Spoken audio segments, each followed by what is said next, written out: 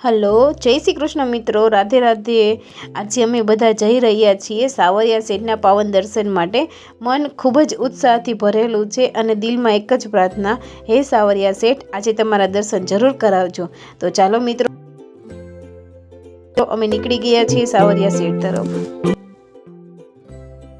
ગેટની બહારથી જ એટલો બધો ટ્રાફિક હતો કે કેયુરે અર્જુનને ગેટ પરથી જ રિટર્ન જવાનો નિર્ણય કરી લીધો। Oh my God. કેયુર અને અર્જુન ગાડીમાં જ બેઠા રહ્યા અને અમે લોકો દર્શન માટે આગળ નીકળી ગયા।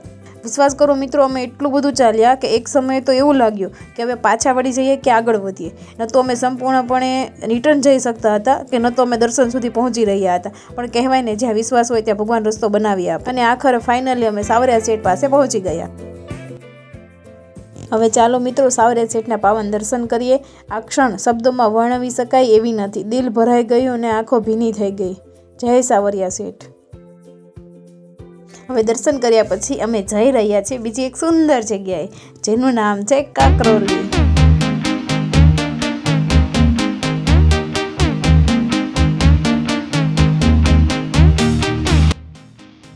તો મિત્રો, આપણે હવે કાકરોલી પહોંચી ગયા છીએ અને અમે અહીંયા અમારી ગાડીને પાર્કિંગમાં મૂકી દીધી હતી, કેમ કે અહીંયાથી આગળ ગાડી જઈ શકે તેમ ન હતી, એટલે અમે ઓટો રિક્ષા લીધી। અહીંની ગલીઓ બહુ સાંકડી છે, પણ એટલી જ સુંદર અને જીવંત। દિવાલો પર કરેલો આર્ટ આ જગ્યાને ખાસ બનાવી દે છે। અને મિત્રો, હું ઘરની બહાર નીકળું અને ગૌ માતાના દર્શન ના થાય એવું તો બની જ ના શકે। તો ચાલો, તમે પણ મારી સાથે કરી લો ગૌ માતાના પાવન દર્શન।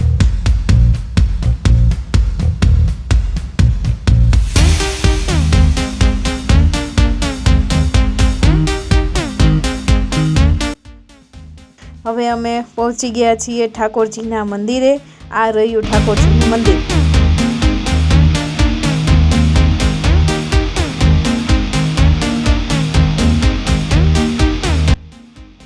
બધા શાંતિથી નિહાળી રહ્યા છે અને એક અલગ જ સકારાત્મક ઉર્જા અનુભવાય છે। હવે આપણે પહેલાં બૂટ ચપ્પલ ઉતારીએ અને પછી દર્શન માટે જઈએ।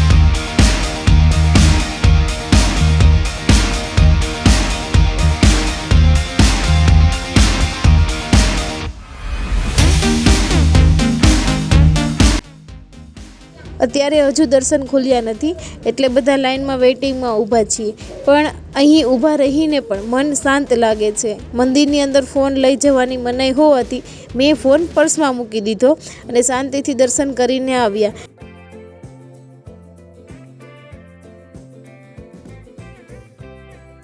હવે હું તમને બતાવીશ રાજસમંદર ઝીલ। ચલો મિત્રો, તો આપણે જોવા જઈએ રાજસમંદર ઝીલ સરોવર। અહીંયા પણ ટ્રાફિક બહુ હતો, પણ કોઈ રીતે અમે પહોંચી ગયા। નજારો તો એવો છે કે બપોર હોવા છતાં એવું લાગે કે હજુ સવાર જ છે। પક્ષીઓના મધુર અવાજ આ વાતાવરણને હજી વધારે સુંદર બનાવી રહ્યા છે। જુઓ ને મિત્રો, બધા કેટલા હેપી છે। અર્જુનને પણ બહુ જ મજા આવી ગઈ છે।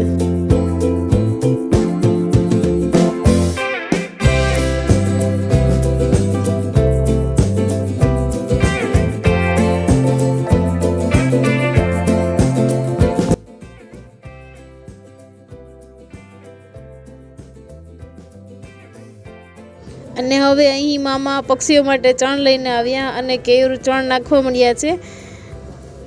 કેયુર મામાને કહે છે, તમે પણ કેમેરા સામે જોઈને ચણ નાખો। જોઈ લો, ધવલ મામા જોડે નિકુંજ મામા પણ હવે ચણ નાખે છે। આ બાજુ સરોવરમાં માછલીઓ માટે લોટની ગોળીઓ નાખીએ છીએ।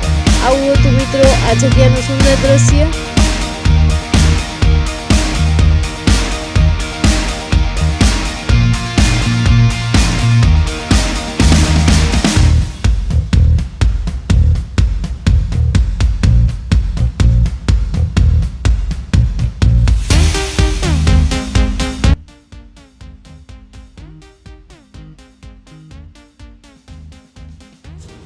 તો મિત્રો, હવે આપણે કાકરોલી ફરી લીધું છે।